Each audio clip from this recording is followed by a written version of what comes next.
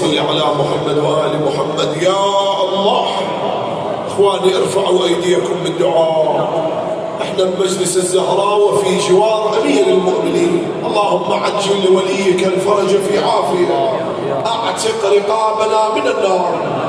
اللهم إنا نسألك القبول والعودة في كل سنة وعام سالمين غانمين لا فاقدين ولا مفقودين. اللهم أيد واحفظ وسدد علماءنا الأعلام، لا سيما شيخنا ومولانا آية الله العظمى الشيخ بشير النجفي. اللهم أدم ظله الوارف، احفظ جميع السادة العلماء باسم مكتب الشيخ حفظه الله.